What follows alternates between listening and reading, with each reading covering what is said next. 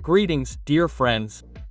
One of my subscribers contacted me via donations and sent me a Pinecil soldering iron, revision 1, for repair. The tip isn't heating up, even though there's a temperature indicator and the menu navigation works. The full text of the subscriber's message is now on the screen. We tried to repair it ourselves, replacing a transistor, but to no avail.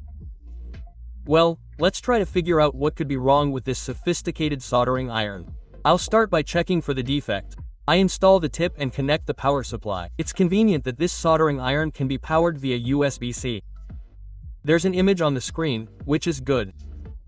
When I try to bring the tip up to its operating temperature, there's no heating. The tip temperature is around 16 degrees Celsius, according to the indicator, which is generally close to the truth, as I can hold the working part of the tip with my hand. The set temperature is over 330 degrees Celsius. Well, the defect is clear. Let's figure out the reason for this soldering iron's behavior. I disassemble the case. To do this, I unscrew the screws and remove the non-slip silicone pad.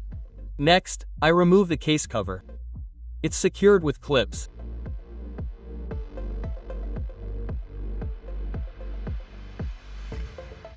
I inspect the electronics board for any obvious defects, such as signs of flooding or burnout. Overall, everything is perfect, except for signs of tampering on this microcircuit. Obviously, this is what the subscriber mentioned when he mentioned the replaced transistor. For a more detailed examination, I remove the board from the case. It's secured with 2 screws. The display side of the board is also in good condition. There are no signs of repair here. We only soldered the AO4805 microcircuit. It's a dual field effect transistor. It's directly responsible for powering the heater in the ZOL, as far as I remember from the circuit diagrams of soldering irons like the T100 and similar clones, which is what this soldering iron, called PINC, is. To rule out trivialities like a defective microcircuit, try replacing it with another identical one. The subscriber included a new one in the kit. I'm desoldering the chip using a soldering iron. I don't recommend using a heat gun on this board, as the display on the back is sensitive to heat and inconvenient to remove, so it's easier and safer to use a soldering iron.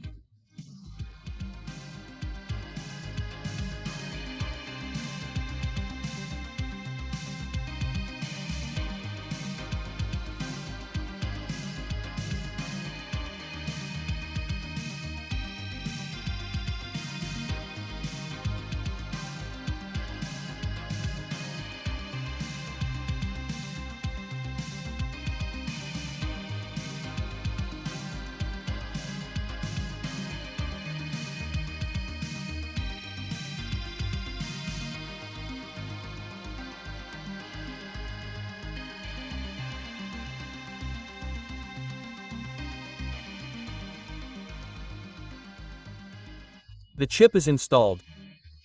The solder snot between pins 5 and 6 isn't critical, as pins 5, 6, and the 7th and 8th are connected together. The snot was caused by someone damaging the mask between the mounting pads. In short, it's not a big deal. Let's check whether the chip was the problem or not. I reassemble the soldering iron and connect the power supply.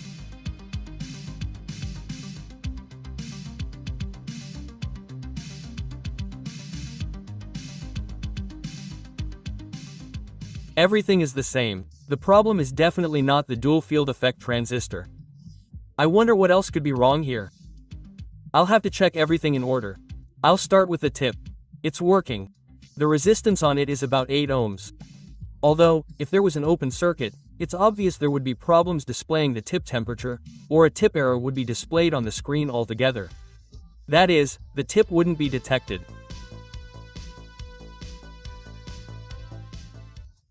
When power is connected, 4 volts is supplied to the tip contacts, and 12 volts to the power connector. The board can use the quick charge system when running from the USB-C port, so the charger supplies more than 5V for further diagnostics. I'll need an oscilloscope, so I can't classify this repair as simple. I'm checking to see if there's any PWM, MIM on the tip contacts. Everything is clean. There's only a DC voltage component.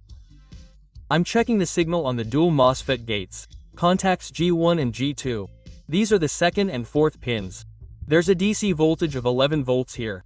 For some reason, there are no pulses. Obviously, this is the problem. There are no pulses on the gates, and the transistors don't turn on. There's no current flowing through the tip, and it doesn't heat up.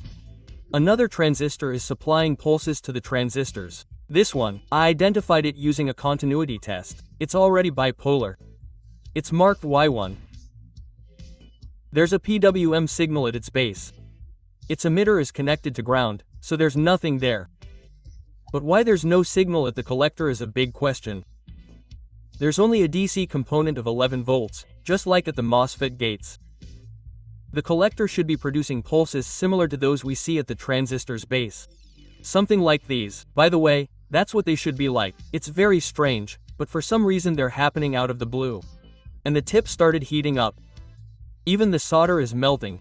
Now I have to guess what the problem was. Judging by the fact that there was no signal at the collector, but there was at the base, I'm leaning toward a faulty Y1 transistor itself. A break developed spontaneously, possibly somewhere internally, which was repaired by external stimulation, such as touching the terminals with an oscilloscope probe. Externally, the transistor is in perfect condition. The soldering is good. No defects are visible under a microscope. To check, I suggest desoldering it and observing the soldering iron. If it behaves the same as it did when checking for a defect, then the problem is most likely faulty. I desolder it with a soldering iron and connect it to the power board.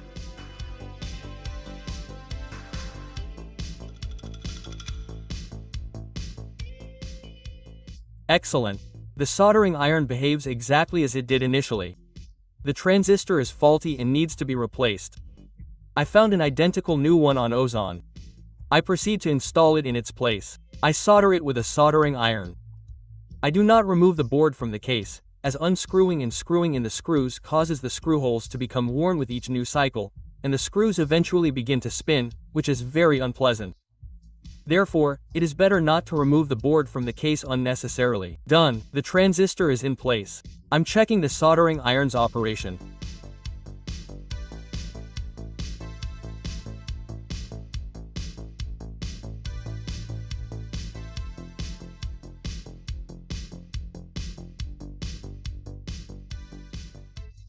I'm assembling the case for a full test.